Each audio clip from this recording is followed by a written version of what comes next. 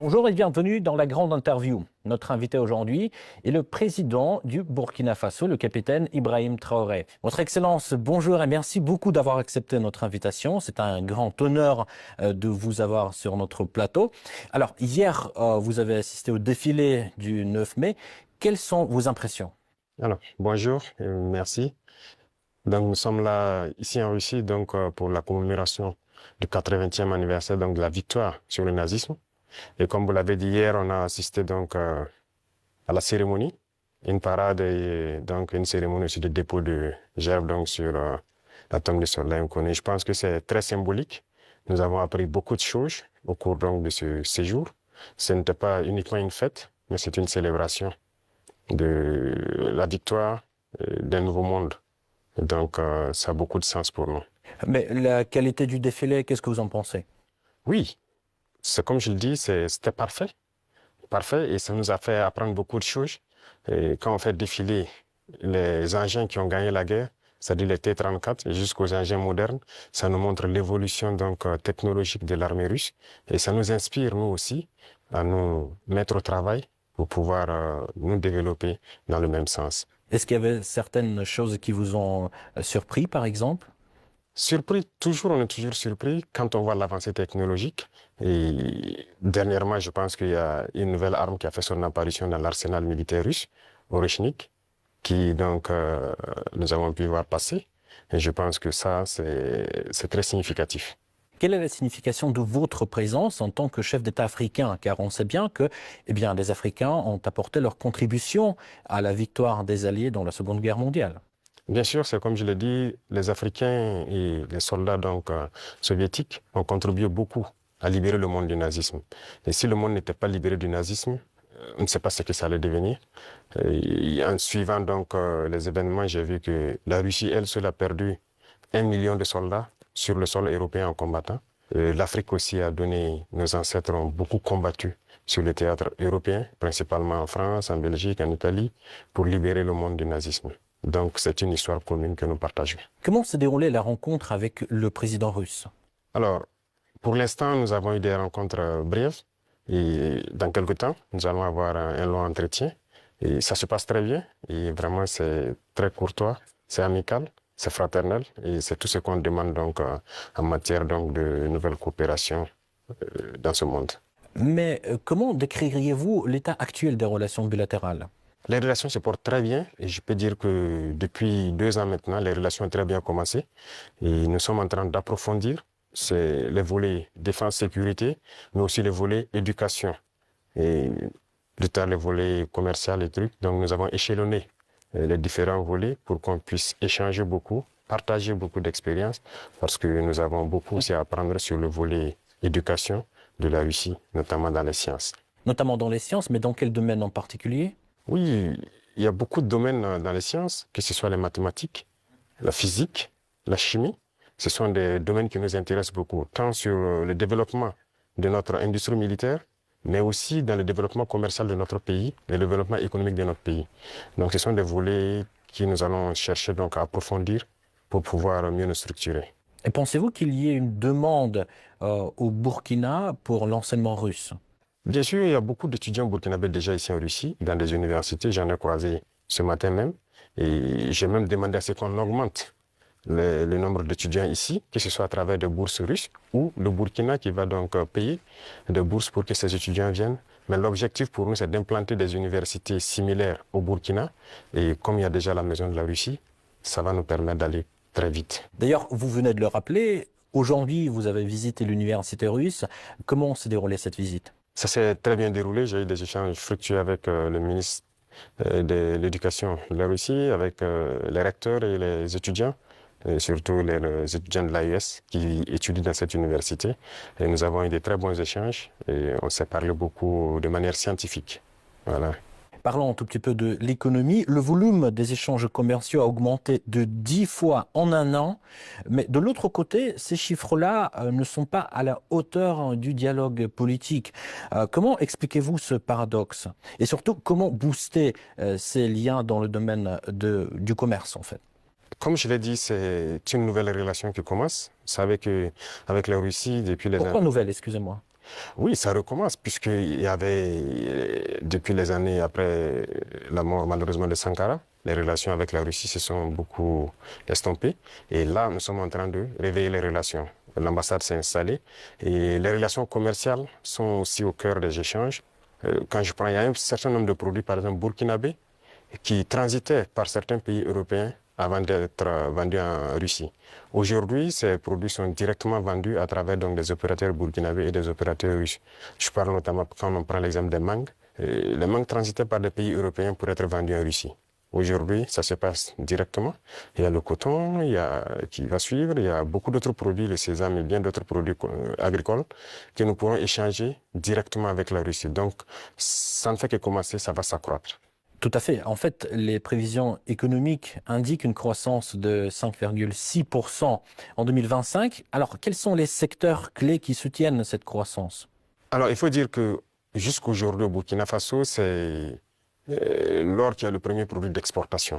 Mais nous avons lancé le moteur de l'agriculture pour d'abord l'autosuffisance, mais aussi pour le commerce extérieur, l'exportation.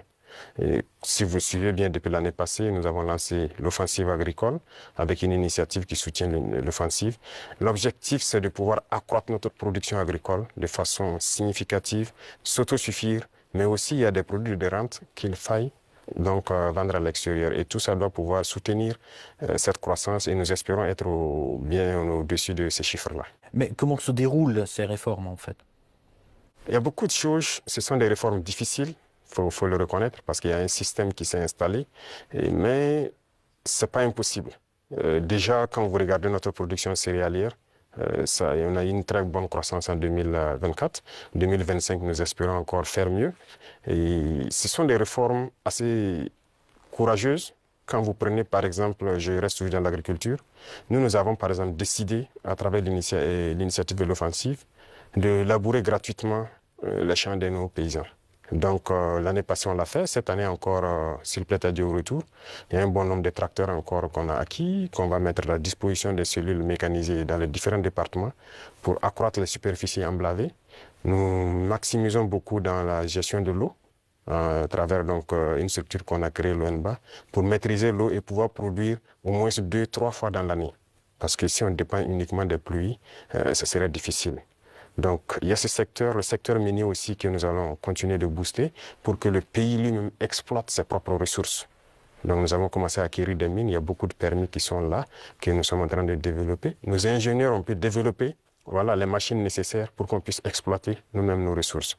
Donc, si on met à profit ces deux secteurs, et compléter avec l'industrialisation, c'est-à-dire la transformation de nos produits sur place, qui va nous empêcher d'exporter brut, ça va beaucoup nous amener à entraîner en tout cas une très bonne croissance.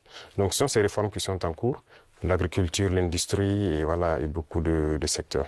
Pensez-vous que la Russie puisse apporter son soutien pour la mise en place de ces réformes? Bien sûr, bien sûr. Beaucoup de soutien et rien que la formation technique et professionnelle, c'est déjà une très bonne chose. Si nous payons des industries, il faut bien des gens qui vont les entretenir et les faire marcher. Et la Russie nous aide dans ce volet. C'est pourquoi je dis que nous avons une très bonne coopération avec le ministère de l'Éducation. Ils vont nous permettre de former des techniciens, des ingénieurs qui doivent pouvoir entretenir tout ce que nous faisons, mais créer nous-mêmes nos propres unités industrielles.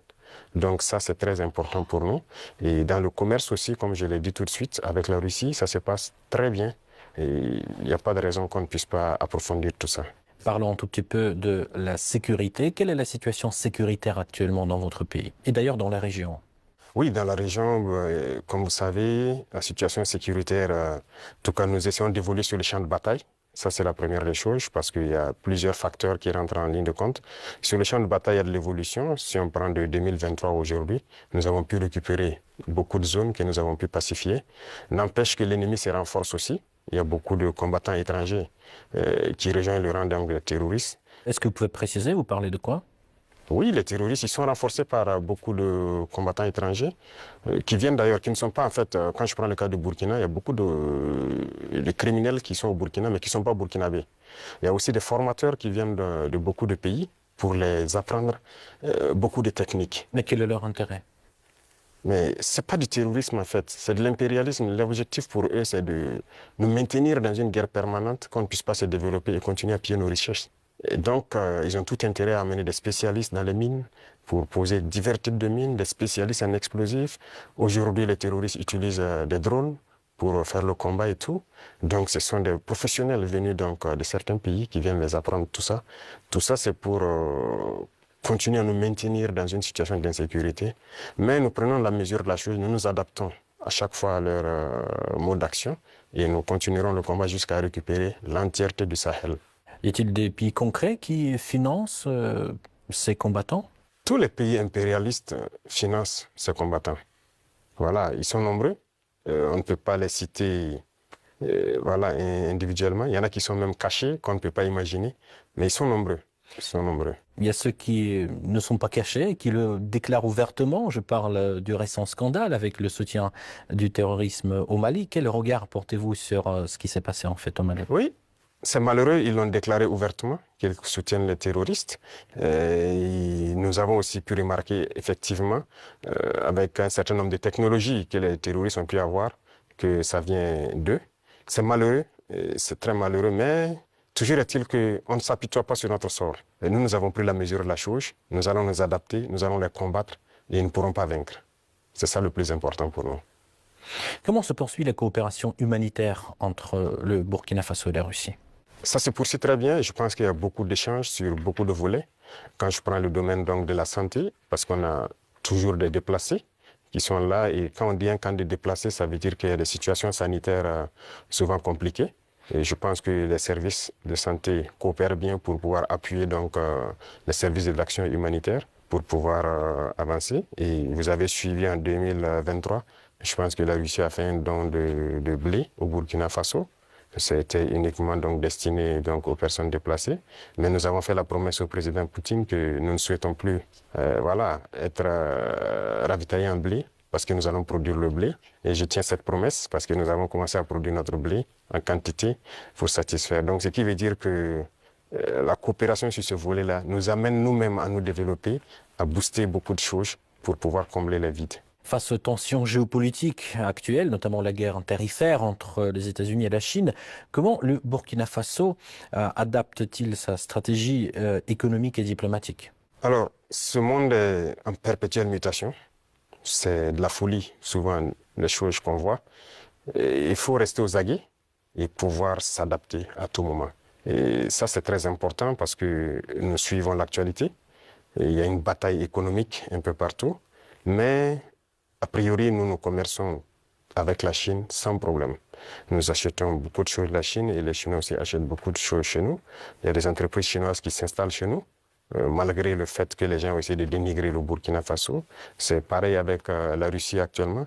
Donc tous les pays qui se battent aujourd'hui pour leur indépendance économique, nous essayons de collaborer mieux avec ces pays. Parce que c'est une forme d'oppression de l'impérialisme.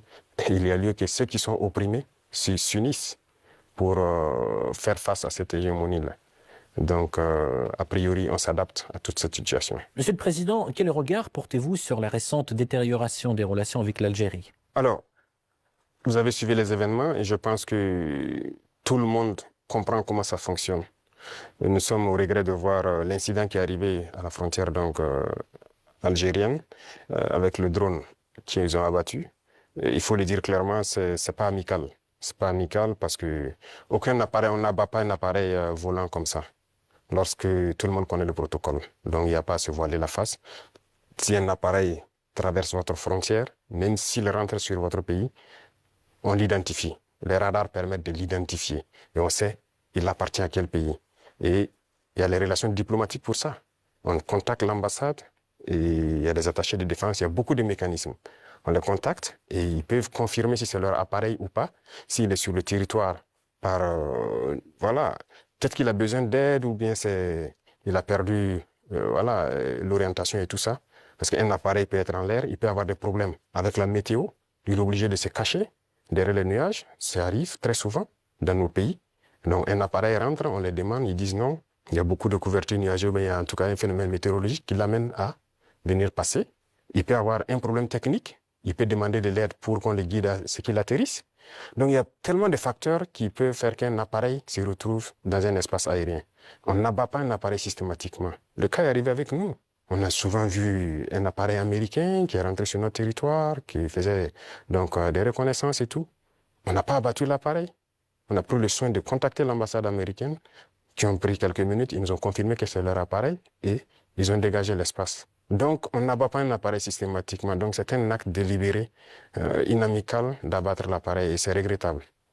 Mais si je comprends bien, vous ne fermez pas la porte au dialogue quand même. Non, il faut que les dirigeants comprennent que nous n'avons pas le choix que de nous unir face à cette situation de soi-disant terrorisme. Parce que c'est un phénomène assez complexe. Et je vous dis que le Burkina était assis dans les années 2012 à regarder le Mali. Et on était, quoi, le régime qui était en place était ami avec ces gens-là. Certains vivaient même à Ouagadougou. IAG a vécu à Ouagadougou. C'est la réalité. Mais qu'est-ce qui se passe aujourd'hui? Ils se sont retournés contre nous. Ce pas des gens libres. Ils sont manipulés par les impérialistes et les ordres qu'on les donne, ils donnent à leurs criminels sur le terrain, ils le font. Donc, il faut que chacun comprenne qu'on doit s'unir pour faire face. Il n'y a pas de négociation possible avec ces gens-là. Justement, parlons de cette unité, plutôt cette intégration qui se déroule actuellement au sein de l'AES. Où en est-on actuellement? Ça se passe bien, ça évolue. Nous sommes donc dans la Confédération et comme je dis, il y a beaucoup de choses à mettre en place. Voilà. Et il ne faut pas chercher à aller tellement vite et ne pas bien faire. Donc, nous sommes en train d'aller de manière progressive. Il y a beaucoup de structures à mettre en place. Il y a beaucoup de volets à mettre à niveau dans les trois pays. Parce que vous n'êtes pas sans savoir que sur le point de vue économique, on n'est pas au même niveau. Sur le point de vue militaire, il y a beaucoup de volets. Il faut essayer d'équilibrer. Et donc, ça nécessite la mise en place de beaucoup de structures, beaucoup de rencontres. Et la libre circulation, ça nécessite un certain nombre de paramètres à mettre ensemble. Vous avez dû voir qu'on a fait un gros travail pour aboutir à un document unique de sécurité pour les voyages et tout. Donc, c'est évolutif. Donc, ça se passe très bien. Justement, j'avais une question sur le volet économique. La création de la devise propre à l'AES est-elle toujours à l'ordre du jour? Oui, c'est à l'ordre du jour, forcément. Et donc, le processus continue. Il y a beaucoup de choses, comme dirais-je, beaucoup de billes à caler avant d'y arriver. Mais c'est forcément à l'ordre du jour. Si on parle de souveraineté, forcément, on a besoin de cette souveraineté-là. Voilà, donc c'est impératif. Peut-on s'attendre à l'élargissement de l'AES? Oui, dans le futur. Mais pour l'instant, comme j'ai dit, nous devons harmoniser nous-mêmes beaucoup de choses, mettre en place vraiment les bases, parce qu'il y aura beaucoup de protocoles additionnels, si vous le constatez, pour harmoniser nos politiques, que ce soit les politiques diplomatiques, économiques, voilà. Il y a beaucoup de politiques à harmoniser avant de permettre à ce que quelqu'un puisse s'ajouter. Mais y a-t-il déjà des pays qui s'intéressent à votre format? Oui, des pays s'intéressent. Voilà. Ils pourront être peut-être, je ne sais pas, pour l'instant, le président de la fédération, c'est le président malien. Il pourra donner son avis sur la question, mais il y a des pays qui s'intéressent, oui. Comment vous expliquez la baisse de l'influence française dans la région? Pas uniquement dans le Sahel, mais aussi dans l'Afrique de l'Ouest, par exemple.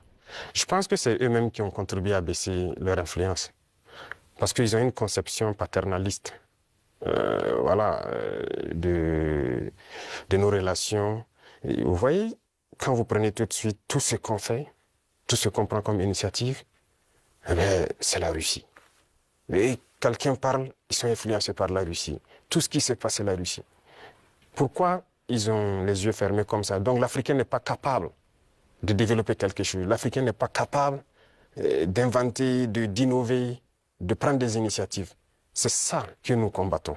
Et tant qu'ils vont continuer de voir l'Africain comme ça, comme un sous-homme qui n'est pas capable de réfléchir, qui n'est pas capable d'innover, capable d'inventer, on ne pourra jamais être amis. Les époques ont changé. Donc c'est la vision même qu'ils ont du noir. Il faut qu'ils arrêtent ça. Parce qu'en nous traitant comme ça, c'est comme s'ils voient le noir comme un sous-homme. Et là, c'est dangereux. Il faut qu'ils changent de langage. Mais en quoi ça se voit, cette attitude? Et regardez dans leurs discours. Regardez dans leurs discours. Même le président français, toujours dans ses discours, les jeunes Africains sont influencés par la Russie. Il le dit. Les médias occidentaux, vous les écoutez souvent, ils ne passent leur temps qu'à mentir. Et regardez aujourd'hui l'AES qui est un modèle qui est en train de se dessiner. Ils ne peuvent pas se lever du matin au soir sans parler du Burkina ou parler de l'AES. C'est impossible pour eux. Et chaque fois, ils cherchent à envoyer des informations pour diviser, pour manipuler la jeunesse. Mais ça ne passe plus. Je pense que les gens sont assez conscients, les gens ont l'œil ouvert. Et vous tous, vous êtes victimes de ces gens-là, la communication. Ce qu'ils font, ce qu'ils disent sur la Russie et tout, on le sait. Jusqu'aujourd'hui, il y a des jeunes Africains qui ont les yeux toujours fermés, qui croient à leurs mensonges. Le récit de la Seconde Guerre mondiale. J'écoutais la dernière fois, quelqu'un disait que à la fin de la guerre, dans les 10 années qui ont suivi, si on demandait en Europe qui a gagné la guerre, les gens disaient c'est la Russie. Mais aujourd'hui, si vous demandez en Europe qui a gagné la guerre, ils vont dire que ce sont les Occidentaux. Par la communication, ils ont réussi à renverser l'histoire. Et l'histoire africaine aussi, ils ont tout manigancé pour faire passer les mensonges. Et ça fait que les jeunes Africains, certains ne connaissent même pas l'histoire de l'Afrique. Qu'est-ce que l'Afrique a fait? Certains ne savent même pas que nos grands-parents ont combattu, ont été mis à l'avant comme chair à canon, et au retour, ils les ont tués comme des animaux. Est-ce que les gens savent que quand la France expérimentait sa première bombe atomique, ce sont des soldats noirs qu'ils ont mis à côté dans le rayon létal pour voir l'effet que ça fait? Sortons les archives. Tout ce qu'ils ont utilisé contre l'Afrique, c'est terrible. Donc il y a tout ça qu'il faut communiquer pour que les jeunes Africains comprennent, parce qu'il y a beaucoup encore endormis qui continuent de communiquer pour les impérialistes. Ce qu'ils leur disent de dire, ils le font. Peut-être parce que, voilà, ils leur donnent quelque chose, je ne sais pas. Mais l'Africain doit comprendre son histoire, se réveiller. Et donc c'est notre combat aussi comme ça. Quel est le rôle des médias dans ce combat, selon vous? Médias indépendants? De chez nous, vous voulez dire? Les médias devraient beaucoup participer à nous aider. Mais vous voyez que nos médias, même, il y a certains médias qui sont des médias impérialistes. Ils ne sont assis que lorsque les médias européens, lorsqu'ils disent quelque chose, et ils reprennent. Et ils accentuent. Il y a plein de médias dans nos pays qui combattent même les régimes comme notre régime. Et ils passent leur temps aussi à raconter les mêmes balivernes que les médias occidentaux racontent. Mais c'est honteux. Si des Africains se comportent comme ça, c'est très honteux. J'imagine qu'il doit avoir honte de se regarder à la glace le soir. Si tu es payé pour raconter des mensonges sur le noir, c'est très grave. Donc, on est en train de conscientiser. Au Burkina Faso, si vous voyez, actuellement, beaucoup de médias accompagnent la dynamique, participent à conscientiser la jeunesse à travers des débats et tout. Donc, c'est ce que nous souhaitons vraiment pour les médias. Pensez-vous que notre média puisse aussi jouer son rôle dans ce combat? Bien sûr, beaucoup. Il faut jouer un rôle très important parce que, vous savez, je l'ai dit en 2023 à Saint-Pétersbourg et je le répète encore aujourd'hui, la Russie a contribué à sauver le monde. L'Afrique a contribué à sauver le monde. Il faut le dire. Il faut que les jeunes le comprennent. Que tout ce qui se raconte dans les films Hollywood, c'est faux. Ce n'est que du mensonge. C'est la même chose. La guerre du Vietnam. Aujourd'hui, on voit, l'histoire est tronquée. Mais il faut communiquer. Vous voyez, moi, ils n'aiment pas que je parle. On trouve que je parle trop et tout. Pour que je me taise, pour qu'eux, ils parlent et que leur version passe. Non. Moi, mon plus grand regret, c'est d'avoir passé une bonne partie de ma jeunesse à écouter des radios comme RFI, France 24. J'ai été dans des pays où ces radios étaient fermées. Mais on prenait des applications, on enregistre leur journal pour écouter. Mais à partir d'un moment, il y a un déclic. Et je commence à comprendre qu'ils conditionnent nos cerveaux pour accepter ce qu'eux veulent. C'est leur narratif qu'ils veulent qu'on apprenne. Et depuis ce temps, moi, je commence à faire la part des choses. Et j'ai compris que c'est très dangereux ce qu'ils font. Et aujourd'hui, plus que jamais, je me rends compte qu'ils ont conditionné l'esprit, surtout des Africains. Donc vous pouvez participer beaucoup à éveiller les consciences de la jeunesse pour que les gens comprennent comment fonctionne le monde et ne pas se laisser embarquer par ces gens-là. Ma toute dernière question, juste pour conclure sur une note positive, quelles sont les perspectives des relations entre la Russie et le Burkina Faso selon vous? Beaucoup de perspectives à venir. Et comme je l'ai dit, avec la parade que j'ai vue, je pense qu'il y a une très bonne coopération. Parce que c'est bien, actuellement, nous payons du matériel, mais il faut qu'on développe l'industrie militaire, par exemple. Et la Russie peut contribuer beaucoup. Et vous savez que la Russie, il y a beaucoup de scientifiques, de savants. qui sont russes. La preuve, on vient de quitter dans l'université de Mendeleev. Ils peuvent nous accompagner beaucoup dans la formation pour aussi prévaloir, parce que chez nous, nous avons des jeunes talents, des génies qui arrivent à créer des choses, mais il leur manque l'apport mathématique, la science pour pouvoir améliorer ce qu'ils font. Et donc la Russie peut nous aider beaucoup dans ce domaine. Ça va nous aider sur le volet militaire, sur le volet industriel, parce que ce sont les machines qui font marcher le monde. Et aujourd'hui, la technologie qui est là, que ce soit l'informatique et les réseaux, la télécommunication et tout, sur ce volet, la Russie est en train de beaucoup collaborer. Donc, à l'avenir, toutes ces perspectives sont donc mises à l'ordre du jour pour que nous puissions donc voilà, arriver à un objectif certain que nous souhaitons. Votre Excellence, merci beaucoup pour cet échange très intéressant et très enrichissant. Je rappelle, c'était le président du Burkina Faso, le capitaine Ibrahim Traoré. Merci encore. Merci à vous. Faso 7, une autre facette de l'information au Burkina Faso.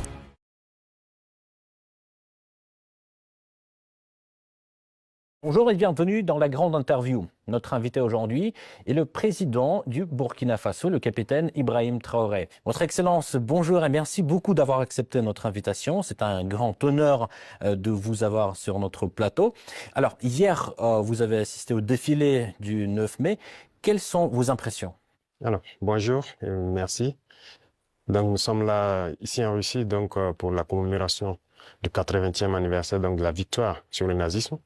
Et comme vous l'avez dit hier, on a assisté donc à la cérémonie, une parade et donc une cérémonie aussi de dépôt de gerbes donc sur la tombe de Soleil Inconnu. Je pense que c'est très symbolique. Nous avons appris beaucoup de choses au cours donc de ce séjour. Ce n'était pas uniquement une fête, mais c'est une célébration de la victoire d'un nouveau monde. Et donc ça a beaucoup de sens pour nous. Mais la qualité du défilé, qu'est-ce que vous en pensez? Oui. C'est comme je le dis, c'était parfait. Parfait, et ça nous a fait apprendre beaucoup de choses. Et quand on fait défiler les engins qui ont gagné la guerre, c'est-à-dire les T-34 jusqu'aux engins modernes, ça nous montre l'évolution donc technologique de l'armée russe. Et ça nous inspire, nous aussi, à nous mettre au travail pour pouvoir nous développer dans le même sens. Est-ce qu'il y avait certaines choses qui vous ont surpris, par exemple? Surpris, toujours, on est toujours surpris quand on voit l'avancée technologique. Et dernièrement, je pense qu'il y a une nouvelle arme qui a fait son apparition dans l'arsenal militaire russe, Oreshnik, qui donc nous avons pu voir passer. Et je pense que ça, c'est très significatif. Quelle est la signification de votre présence en tant que chef d'État africain? Car on sait bien que les Africains ont apporté leur contribution à la victoire des Alliés dans la Seconde Guerre mondiale. Bien sûr, c'est comme je l'ai dit, les Africains et les soldats donc, soviétiques ont contribué beaucoup à libérer le monde du nazisme. Et si le monde n'était pas libéré du nazisme, on ne sait pas ce que ça allait devenir. Et en suivant donc les événements, j'ai vu que la Russie, elle seule, a perdu 1 million de soldats sur le sol européen en combattant. L'Afrique aussi a donné, nos ancêtres ont beaucoup combattu sur le théâtre européen, principalement en France, en Belgique, en Italie, pour libérer le monde du nazisme. Donc, c'est une histoire commune que nous partageons. Comment s'est déroulée la rencontre avec le président russe? Alors, pour l'instant, nous avons eu des rencontres brèves et dans quelques temps, nous allons avoir un long entretien. Et ça se passe très bien et vraiment, c'est très courtois, c'est amical, c'est fraternel et c'est tout ce qu'on demande donc en matière donc, de nouvelles coopérations dans ce monde. Mais comment décririez-vous l'état actuel des relations bilatérales? Les relations se portent très bien et je peux dire que depuis 2 ans maintenant, les relations ont très bien commencé et nous sommes en train d'approfondir les volets défense-sécurité, mais aussi les volets éducation et plus tard les volets commercial et trucs. Donc nous avons échelonné les différents volets pour qu'on puisse échanger beaucoup, partager beaucoup d'expériences parce que nous avons beaucoup aussi à apprendre sur le volet éducation de la Russie, notamment dans les sciences. Notamment dans les sciences, mais dans quel domaine en particulier? Oui, il y a beaucoup de domaines dans les sciences, que ce soit les mathématiques, la physique, la chimie. Ce sont des domaines qui nous intéressent beaucoup, tant sur le développement de notre industrie militaire, mais aussi dans le développement commercial de notre pays, le développement économique de notre pays. Donc ce sont des volets que nous allons chercher donc à approfondir pour pouvoir mieux nous structurer. Et pensez-vous qu'il y ait une demande au Burkina pour l'enseignement russe? Bien sûr, il y a beaucoup d'étudiants burkinabés déjà ici en Russie, dans des universités. J'en ai croisé ce matin même. Et j'ai même demandé à ce qu'on augmente le nombre d'étudiants ici, que ce soit à travers des bourses russes ou le Burkina qui va donc payer des bourses pour que ces étudiants viennent. Mais l'objectif pour nous, c'est d'implanter des universités similaires au Burkina.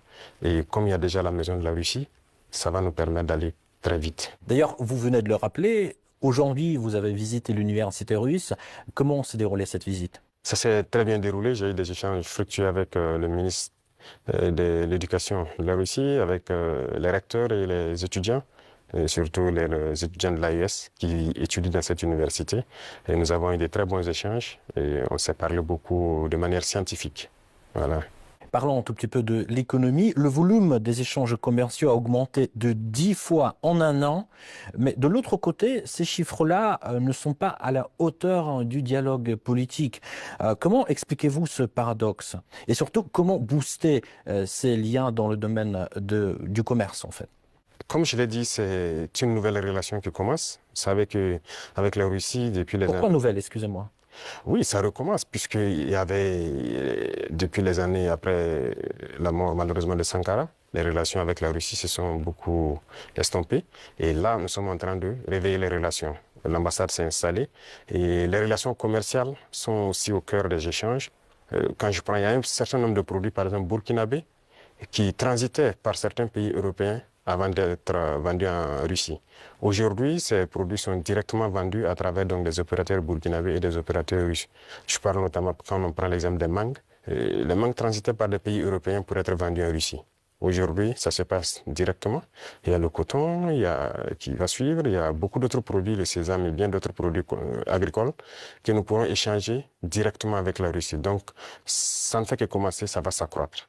Tout à fait. En fait, les prévisions économiques indiquent une croissance de 5,6% en 2025. Alors, quels sont les secteurs clés qui soutiennent cette croissance? Alors, il faut dire que jusqu'aujourd'hui, au Burkina Faso, c'est l'or qui est le premier produit d'exportation.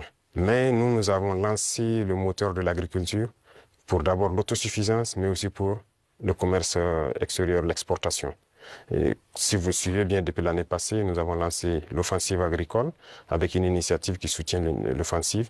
L'objectif, c'est de pouvoir accroître notre production agricole de façon significative, s'autosuffire, mais aussi il y a des produits de rente qu'il faille donc vendre à l'extérieur. Et tout ça doit pouvoir soutenir cette croissance et nous espérons être bien au-dessus de ces chiffres-là. Mais comment se déroulent ces réformes, en fait? Il y a beaucoup de choses, ce sont des réformes difficiles. Il faut le reconnaître parce qu'il y a un système qui s'est installé, mais ce n'est pas impossible. Déjà, quand vous regardez notre production céréalière, on a eu une très bonne croissance en 2024. 2025, nous espérons encore faire mieux. Et ce sont des réformes assez courageuses. Quand vous prenez, par exemple, je reste toujours dans l'agriculture, nous avons, par exemple, décidé, à travers l'initiative de l'offensive, de labourer gratuitement les champs de nos paysans.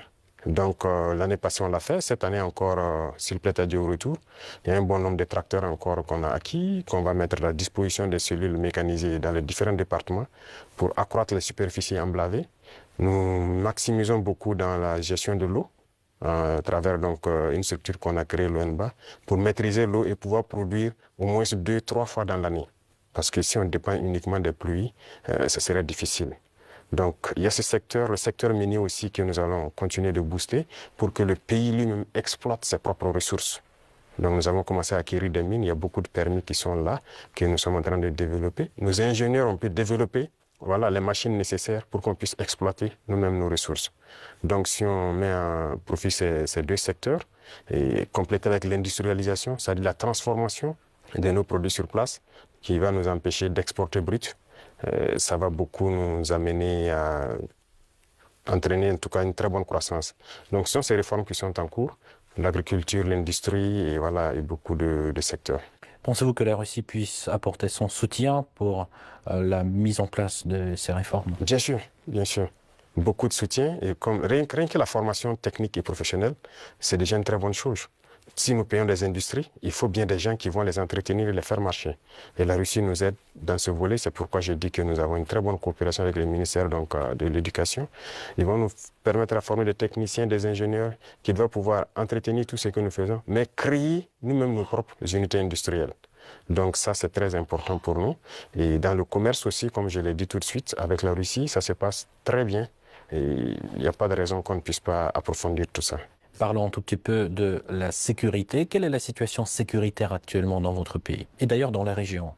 Oui, dans la région, comme vous savez, la situation sécuritaire, en tout cas, nous essayons d'évoluer sur les champs de bataille. Ça, c'est la première des choses parce qu'il y a plusieurs facteurs qui rentrent en ligne de compte. Sur le champ de bataille, il y a de l'évolution. Si on prend de 2023 aujourd'hui, nous avons pu récupérer beaucoup de zones que nous avons pu pacifier.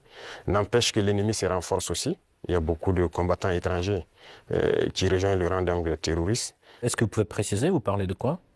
Oui, les terroristes, ils sont renforcés par beaucoup de combattants étrangers qui viennent d'ailleurs, qui ne sont pas en fait, quand je prends le cas du Burkina, il y a beaucoup de criminels qui sont au Burkina mais qui ne sont pas burkinabés. Il y a aussi des formateurs qui viennent de beaucoup de pays pour les apprendre beaucoup de techniques. Mais quel est leur intérêt? Mais ce n'est pas du terrorisme en fait, c'est de l'impérialisme. L'objectif pour eux, c'est de nous maintenir dans une guerre permanente, qu'on ne puisse pas se développer et continuer à piller nos richesses. Et donc, ils ont tout intérêt à amener des spécialistes dans les mines pour poser divers types de mines, des spécialistes en explosifs. Aujourd'hui, les terroristes utilisent des drones pour faire le combat et tout. Donc, ce sont des professionnels venus donc, de certains pays qui viennent les apprendre tout ça. Tout ça, c'est pour continuer à nous maintenir dans une situation d'insécurité. Mais nous prenons la mesure de la chose, nous nous adaptons à chaque fois à leur mode d'action et nous continuerons le combat jusqu'à récupérer l'entièreté du Sahel. Y a-t-il des pays concrets qui financent ces combattants? Tous les pays impérialistes financent ces combattants. Voilà, ils sont nombreux. On ne peut pas les citer voilà, individuellement. Il y en a qui sont même cachés, qu'on ne peut pas imaginer. Mais ils sont nombreux. Ils sont nombreux. Il y a ceux qui ne sont pas cachés, qui le déclarent ouvertement. Je parle du récent scandale avec le soutien du terrorisme au Mali. Quel regard portez-vous sur ce qui s'est passé en fait au Mali? Oui, c'est malheureux, ils l'ont déclaré ouvertement qu'ils soutiennent les terroristes. Et nous avons aussi pu remarquer effectivement, avec un certain nombre de technologies que les terroristes ont pu avoir, que ça vient d'eux. C'est malheureux, c'est très malheureux, mais toujours est-il qu'on ne s'apitoie pas sur notre sort. Et nous avons pris la mesure de la chose, nous allons nous adapter, nous allons les combattre et ils ne pourront pas vaincre. C'est ça le plus important pour nous. Comment se poursuit la coopération humanitaire entre le Burkina Faso et la Russie? Ça se poursuit très bien. Je pense qu'il y a beaucoup d'échanges sur beaucoup de volets. Quand je prends le domaine donc, de la santé, parce qu'on a toujours des déplacés qui sont là. Et quand on dit un camp de déplacés, ça veut dire qu'il y a des situations sanitaires souvent compliquées. Et je pense que les services de santé coopèrent bien pour pouvoir appuyer donc, les services de l'action humanitaire pour pouvoir avancer. Et vous avez suivi en 2023, je pense que la Russie a fait un don de blé au Burkina Faso. C'était uniquement donc destiné donc aux personnes déplacées. Mais nous avons fait la promesse au président Poutine que nous ne souhaitons plus voilà, être ravitaillés en blé parce que nous allons produire le blé. Et je tiens cette promesse parce que nous avons commencé à produire notre blé en quantité pour satisfaire. Donc ce qui veut dire que la coopération sur ce volet-là nous amène nous-mêmes à nous développer, à booster beaucoup de choses pour pouvoir combler les vides. Face aux tensions géopolitiques actuelles, notamment la guerre tarifaire entre les États-Unis et la Chine, comment le Burkina Faso adapte-t-il sa stratégie économique et diplomatique? Alors, ce monde est en perpétuelle mutation. C'est de la folie, souvent, les choses qu'on voit. Et il faut rester aux aguets et pouvoir s'adapter à tout moment. Et ça, c'est très important parce que nous suivons l'actualité. Il y a une bataille économique un peu partout. Mais a priori, nous commerçons avec la Chine sans problème. Nous achetons beaucoup de choses de la Chine et les Chinois aussi achètent beaucoup de choses chez nous. Il y a des entreprises chinoises qui s'installent chez nous, malgré le fait que les gens ont essayé de dénigrer le Burkina Faso. C'est pareil avec la Russie actuellement. Donc tous les pays qui se battent aujourd'hui pour leur indépendance économique, nous essayons de collaborer mieux avec ces pays. Parce que c'est une forme d'oppression de l'impérialisme. Il y a lieu que ceux qui sont opprimés s'unissent pour faire face à cette hégémonie-là. Donc, a priori, on s'adapte à toute cette situation. Monsieur le Président, quel regard portez-vous sur la récente détérioration des relations avec l'Algérie? Alors, vous avez suivi les événements et je pense que tout le monde comprend comment ça fonctionne. Nous sommes au regret de voir l'incident qui est arrivé à la frontière donc, algérienne avec le drone qu'ils ont abattus. Et il faut le dire clairement, c'est pas amical. C'est pas amical parce que aucun appareil, on n'abat pas un appareil volant comme ça. Lorsque tout le monde connaît le protocole. Donc il n'y a pas à se voiler la face. Si un appareil traverse votre frontière, même s'il rentre sur votre pays, on l'identifie. Les radars permettent de l'identifier. Et on sait, il appartient à quel pays. Et il y a les relations diplomatiques pour ça. On contacte l'ambassade et il y a des attachés de défense, il y a beaucoup de mécanismes. On les contacte et ils peuvent confirmer si c'est leur appareil ou pas, s'il est sur le territoire par, voilà, peut-être qu'il a besoin d'aide ou bien il a perdu, voilà, l'orientation et tout ça. Parce qu'un appareil peut être en l'air, il peut avoir des problèmes avec la météo, il est obligé de se cacher derrière les nuages, ça arrive très souvent dans nos pays. Donc un appareil rentre, on les demande, ils disent non, il y a beaucoup de couverture nuageuse, mais il y a en tout cas un phénomène météorologique qui l'amène à venir passer. Il peut avoir un problème technique, il peut demander de l'aide pour qu'on le guide à ce qu'il atterrisse. Donc il y a tellement de facteurs qui peuvent faire qu'un appareil se retrouve dans un espace aérien. On n'abat pas un appareil systématiquement. Le cas est arrivé avec nous. On a souvent vu un appareil américain qui est rentré sur notre territoire, qui faisait donc des reconnaissances et tout. On n'a pas abattu l'appareil. On a pris le soin de contacter l'ambassade américaine, qui ont pris quelques minutes, ils nous ont confirmé que c'est leur appareil et ils ont dégagé l'espace. Donc, on n'abat pas un appareil systématiquement. Donc, c'est un acte délibéré, inamical d'abattre l'appareil et c'est regrettable. Mais si je comprends bien, vous ne fermez pas la porte au dialogue quand même. Non. Il faut que les dirigeants comprennent que nous n'avons pas le choix que de nous unir face à cette situation de soi-disant terrorisme. Parce que c'est un phénomène assez complexe. Et je vous dis que le Burkina était assis dans les années 2012 à regarder le Mali. Et on était, le régime qui était en place était ami avec ces gens-là. Certains vivaient même à Ouagadougou. IAG a vécu à Ouagadougou. C'est la réalité. Mais qu'est-ce qui se passe aujourd'hui? Ils se sont retournés contre nous. Ce pas des gens libres. Ils sont manipulés par les impérialistes et les ordres qu'on les donne, ils donnent à leurs criminels sur le terrain, ils le font. Donc, il faut que chacun comprenne qu'on doit s'unir pour faire face. Il n'y a pas de négociation possible avec ces gens-là. Justement, parlons de cette unité, plutôt cette intégration qui se déroule actuellement au sein de l'AES. Où en est-on actuellement? Ça se passe bien, ça évolue. Nous sommes donc dans la Confédération et comme je dis, il y a beaucoup de choses à mettre en place. Voilà. Et il ne faut pas chercher à aller tellement vite et ne pas bien faire. Donc, nous sommes en train d'aller de manière progressive. Il y a beaucoup de structures à mettre en place. Il y a beaucoup de volets à mettre à niveau dans les trois pays. Parce que vous n'êtes pas sans savoir que sur le point de vue économique, on n'est pas au même niveau. Sur le point de vue militaire, il y a beaucoup de volets. Il faut essayer d'équilibrer. Et donc, ça nécessite la mise en place de beaucoup de structures, beaucoup de rencontres. Et la libre circulation, ça nécessite un certain nombre de paramètres à mettre ensemble. Vous avez dû voir qu'on a fait un gros travail pour aboutir à un document unique de sécurité pour les voyages et tout. Donc, c'est évolutif. Donc, ça se passe très bien. Justement, j'avais une question sur le volet économique. La création de la devise propre à l'AES est-elle toujours à l'ordre du jour? Oui, c'est à l'ordre du jour, forcément. Et donc, le processus continue. Il y a beaucoup de choses, comme dirais-je, beaucoup de billes à caler avant d'y arriver. Mais c'est forcément à l'ordre du jour. Si on parle de souveraineté, forcément, on a besoin de cette souveraineté-là. Voilà, donc c'est impératif. Peut-on s'attendre à l'élargissement de l'AES? Oui, dans le futur. Mais pour l'instant, comme j'ai dit, nous devons harmoniser nous-mêmes beaucoup de choses, mettre en place vraiment les bases, parce qu'il y aura beaucoup de protocoles additionnels, si vous le constatez, pour harmoniser nos politiques, que ce soit les politiques diplomatiques, économiques, voilà. Il y a beaucoup de politiques à harmoniser avant de permettre à ce que quelqu'un puisse s'ajouter. Mais y a-t-il déjà des pays qui s'intéressent à votre format? Oui, des pays s'intéressent. Voilà. Ils pourront être peut-être, je ne sais pas, pour l'instant le président de la fédération c'est le président malien, il pourra donner son avis sur la question, mais il y a des pays qui s'intéressent, oui. Comment vous expliquez la baisse de l'influence française dans la région?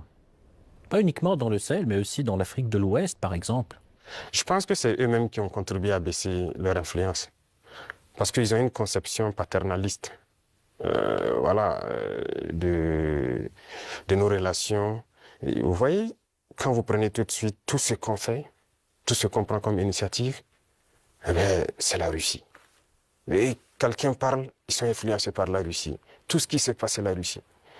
Pourquoi ils ont les yeux fermés comme ça? Donc l'Africain n'est pas capable de développer quelque chose. L'Africain n'est pas capable d'inventer, d'innover, de prendre des initiatives. C'est ça que nous combattons. Et tant qu'ils vont continuer de voir l'Africain comme ça, comme un sous-homme qui n'est pas capable de réfléchir, qui n'est pas capable d'innover, capable d'inventer, on ne pourra jamais être amis. Les époques ont changé. Donc c'est la vision même qu'ils ont du noir. Il faut qu'ils arrêtent ça. Parce qu'en nous traitant comme ça, c'est comme s'ils voient le noir comme un sous-homme. Et là, c'est dangereux. Il faut qu'ils changent de langage. Mais en quoi ça se voit, cette attitude? Et regardez dans leurs discours. Regardez dans leurs discours. Même le président français, toujours dans ses discours, les jeunes Africains sont influencés par la Russie. Il le dit. Les médias occidentaux, vous les écoutez souvent. Ils ne passent leur temps qu'à mentir. Et regardez aujourd'hui l'AES qui est un modèle qui est en train de se dessiner. Ils ne peuvent pas se lever du matin au soir sans parler du Burkina ou parler de l'AES. C'est impossible pour eux. Et chaque fois, ils cherchent à envoyer des informations pour diviser, pour manipuler la jeunesse. Mais ça ne passe plus. Je pense que les gens sont assez conscients, les gens ont l'œil ouvert. Et vous tous, vous êtes victimes de ces gens-là, la communication. Ce qu'ils font, ce qu'ils disent sur la Russie et tout, on le sait. Jusqu'aujourd'hui, il y a des jeunes Africains qui ont les yeux toujours fermés, qui croient à leurs mensonges. Le récit de la Seconde Guerre mondiale. J'écoutais la dernière fois, quelqu'un disait que à la fin de la guerre, dans les 10 années qui ont suivi, si on demandait en Europe qui a gagné la guerre, les gens disaient c'est la Russie. Mais aujourd'hui, si vous demandez en Europe qui a gagné la guerre, ils vont dire que ce sont les Occidentaux. Par la communication, ils ont réussi à renverser l'histoire.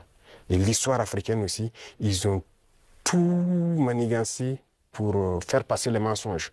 Et ça fait que les jeunes Africains, certains ne connaissent même pas l'histoire de l'Afrique. Qu'est-ce que l'Afrique a fait? Certains ne savent même pas que nos grands-parents ont combattu, ont été mis à l'avant comme chair à canon. Et au retour, ils les ont tués comme des animaux. Est-ce que les gens savent que quand la France expérimentait sa première bombe atomique, ce sont des soldats noirs qu'ils ont mis à côté dans le rayon létal pour voir l'effet que ça fait? Sortons les archives. Tout ce qu'ils ont utilisé contre l'Afrique, c'est terrible. Donc il y a tout ça qu'il faut communiquer pour que les jeunes Africains comprennent, parce qu'il y a beaucoup encore endormis qui continuent de communiquer pour les impérialistes. Ce qu'ils disent de dire, ils le font. Peut-être parce que, ils leur donnent quelque chose, je ne sais pas. Mais l'Africain doit comprendre son histoire, se réveiller. Et donc c'est notre combat aussi comme ça. Quel est le rôle des médias dans ce combat, selon vous? Médias indépendants? De chez nous, vous voulez dire? Les médias devraient beaucoup participer à nous aider. Mais vous voyez que nos médias, même, il y a certains médias qui sont des médias impérialistes. Ils ne sont assis que lorsque les médias européens, lorsqu'ils disent quelque chose, et ils reprennent. Et ils accentuent. Il y a plein de médias dans nos pays qui combattent même les régimes comme notre régime. Et ils passent leur temps aussi à raconter les mêmes balivernes que les médias occidentaux racontent. Mais c'est honteux. Si des Africains se comportent comme ça, c'est très honteux. J'imagine qu'il doit avoir honte de se regarder à la glace le soir. Si tu es payé pour raconter des mensonges sur le noir, c'est très grave.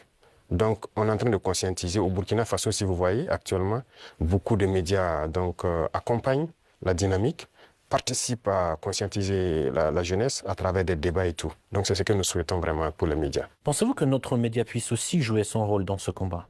Bien sûr, beaucoup.